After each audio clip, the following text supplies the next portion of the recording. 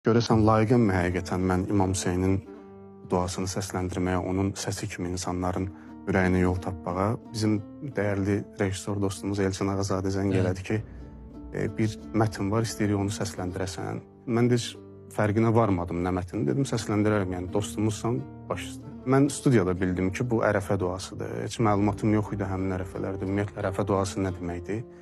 Və orada bildim ki, bu İmam Hüseynin dilindən səslənən bir duadır və mən orada imamın belə deyək, obraz olaraq səsi kimi orada öz işimi yerinə yetirməliyəm. Böyük bir məsuliyyət idi bu mənim üçün və çox təsirləndim. Açığı ona qədər mən müxtəlif fikirlərdə olmuşam. Açığı böyüdüyüm müəyyən mühitlər düşmüşəm, fikrim dəyişib, bəzən şək şübhəm olub, çox təəssüflər olsun, yəni buna görə özümü çox qınayıram.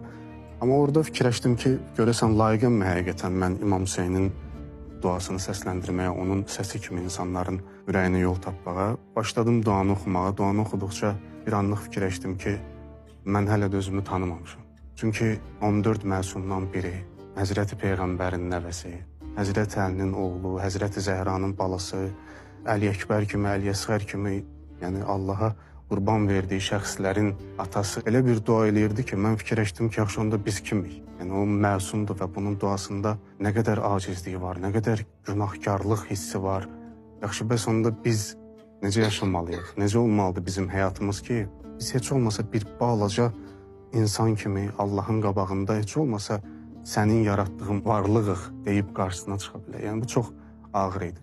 Və bu ərəfə duasından sonra bu dinlənildi, yayıldı. Təbii ki, biz orada onu səsləndirdik. Şükür Allaha. Sonradan ruhu şad olsun bizim dəyərli ruhanimiz, əzizimiz Hacı Şahinin ruhu şad olsun. O görüşə çağırdı, dəvət elədi.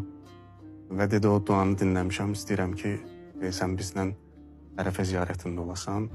15 günlük səfərimiz olacaq və Kərbəlaya da gedəcəyik. Həmin ərəfədə özümə aid olmayan bir işdəydim. Cüzi bir maaş alırdım. Gəldim, müdirlə danışdım ki, yəni məni işdən çıxarda bilərsiniz, mən getmək istəyirəm. Yəni 15 gün səfər olacaq, bilirəm yerimə adam tapmaq da asan deyil. İndidən bildirirəm sizə ki, tapasınız. Və mən o səfərə getdim.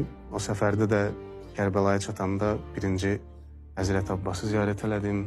Onun hərəmində ona öz uşaqlıq qəlbimdə qoruyub saxladığım məhəbbətimi və ehtiramımı bildirdim, təşəkkürümü bildirdim.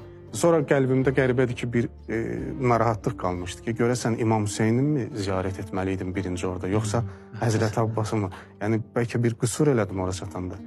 Və neçə gün keçəndən sonra sosial şəbəkədə bir dəyərli ruhanimizin çıxışı çıxdı qabağıma ki, İmam Hüseyin özü belə olsaydı deyərdi ki, birinci Həzrət Abbası ziyarət edin və sonra mənim